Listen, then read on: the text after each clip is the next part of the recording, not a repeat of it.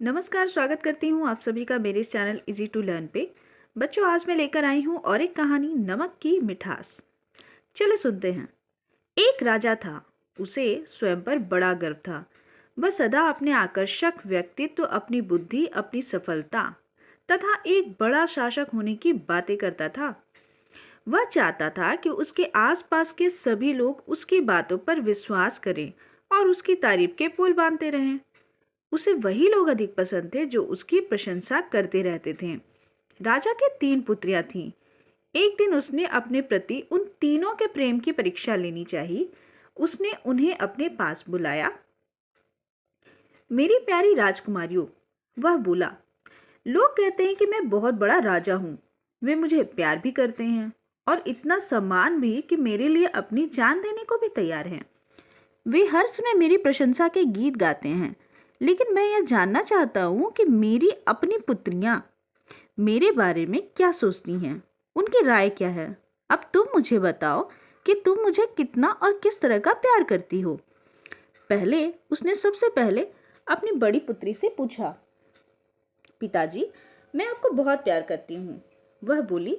मेरा प्यार आकाश की तरह अनंत और सोने की तरह शुद्ध है। यह सुनकर राजा बहुत प्रसन्न हुआ। तब उसने अपनी दूसरी पुत्री से पूछा कि वह कितना प्यार करती है। पिताजी, मैं आपको बहुत प्यार करती हूँ, दूसरी पुत्री ने उत्तर दिया। आपके लिए मेरा प्यार समुद्र की तरह है, जवाहरातों से भी मूल्यवान, यानी कि जो जेवर होते हैं उनसे भी मूल्यवान। राजा प्रसन्नता से हंस पड़ा। तब उसने अपनी सबसे छोटी पुत्री की ओर देखा। तुम मुझे कितना प्यार करती हो, उसने पूछा। पिताजी, मेरा प्यार ऐसा ही है जैसा कि एक बेटी का अपने पिता के लिए होता है, सबसे छोटी पुत्र ने उत्तर दिया। लेकिन फिर भी तुम मुझे कितना प्यार करती हो, राजा ने फिर से पूछा।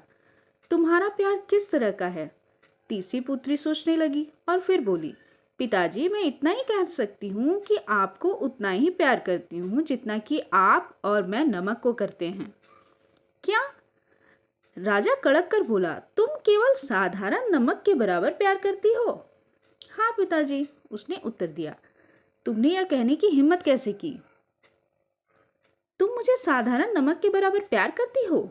राजा गरजा। क्या मैं इतना सस्ता हूं?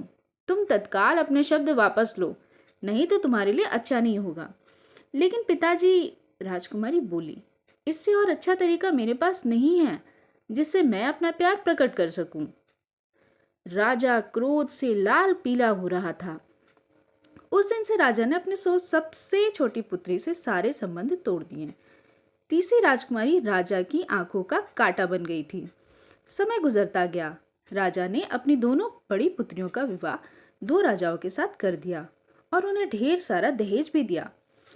तीसरी राजकुमारी अब अकेली रह गई थी। रानी ने एक दिन छोटी पुत्री का विवाह भी तय करने के लिए राजा से कहा। राजा ने अपनी छोटी पुत्री का विवाह एक भिखारी से करके उसे विदा कर दिया। राजकुमारी ने अपना दंड बिना एक शब्द कहे स्वीकार कर लिया। अपनी दशा पर उसे जरा भी अफसोस नहीं था। वह जानती थी कि अब वह राजकुमारी नहीं रही। न उसके पास अब धन था और न हैसियत। जो कुछ था वह था पति के रूप में एक भिखारी। लेकिन वह एक सहनशील और समझदार लड़की थी और किसी भी स्थिति या कठिनाई का सामना करने के लिए तैयार थी। सबसे पहले वह अपने पति के बारे में जानना चाहती थी कि वह कौन है। पति ने बताया कि वास्तव में वह भिखारी नहीं था। वह इस शहर में नया था और काम खोज रहा था। जब उसे कोई काम नहीं मिला तो लाचार होकर उसे एक दिन भोजन के लिए भिक्षा मांगनी पड़ी। उसी समय राजा ने उसे पकड़ लिया। नवयुवक बड़ा ही समझदार लड़का था और पत्नी के रूप में पाकर खुश हुआ था। राजकुमारी को वह जल्दी ही अपने पैर पर खड़ा होना चाहता था। नवयुवक और उसकी पत्नी शहर से बहुत दूर एक छोटे से झोपड़ी में रहने लगे।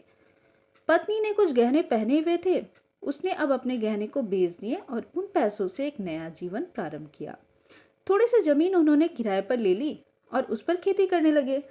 फसल अच्छी हुई। फसल अच्छी होने के कारण उन्होंने कुछ पैसा जमा कर लिया और इस पर भरपूर फसल हुई। इस तरह खूब परिश्रम करने के बाद वर्षों बाद काफी सारे पैसे जमा कर लिए। धीरे धीरे अब वे धनी और संपन्न हो गए। उन्होंने अपने लिए एक बड़ा सा महल बनवाया। उसमें राजा की ही तरह ठाट बाट से रहने लगे। अब उनके अच्छे दिन आ गए थे। वे अब अपने राजा को आमंत्रित करते हैं। राजकुमारी ने अपने पिता को अब बुलाया।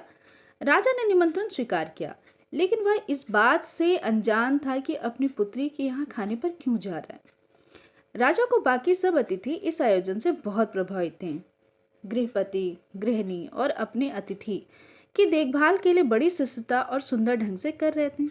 जैसे ही राजकुमारी अपने पिता के नज़दीक पहुंची, उसने अपना घूंघट नीचा कर लिया और फिर उन्हें भोजन के लिए बैठने को आग्रह किया। राजा भोजन के लिए बैठ गए। सोने की कटोरी में तरह तरह की चीज़ें उनके सामने रखी थी। राजा को भूख लग रही थी। उसने एक कटोरी में से एक ग्रास खाया। उसे बड़ा आश्चर्य हुआ। उसने अनुभव किया कि खाने में नमक है ही नहीं। उसने दूसरी कटोरी में से भी सब्जी चखी, उसमें नमक नहीं थी। इस तरह उसने एक एक करके सभी कटोरियों में से भोजन चखा, लेकिन किसी में नमक नहीं थी। राजा को बड़ा गुस्सा आया। उसने अपने चारों ओर निराशा से देखा, लेकिन बाकी अतिथि तो मजे से खा रहे थे। घूंघट निकाले गृहिणी फिर से राजा के नजदीक आई। महाराज, उसने बड़े मीठे स्वर में कहा, क्या आपको हमारे यहाँ का भोजन अच्छा नहीं लगा? तुम्हारा खाना अच्छा लगा? राजा गरजा, तुमने मुझे ऐसा भोजन खिलाया ही क्यों? क्या मेरा अपमान करने के लिए मुझे बुलाया? तब गृहिणी ने अपना घूंघट उठाया। तो आपको नमक अच्छा लगता है? वह बोली, आपको बहुत पसंद है। निसंदेह आपके लिए वह सोने और जवाहरातों से भी अधिक मूल्यवान है। राजा ने गृहिणी की ओर देखा। वह आश्चर्य से देख रहा था। उसे अपनी बेटी को पहचान लिया। वह कुछ भी कह नहीं सका। पहली बार उसने अनुभव किया कि आदमी के लिए सरलता और साधारण नमक सोने और जवाहरातों से भी अधिक महत्वपूर्ण है।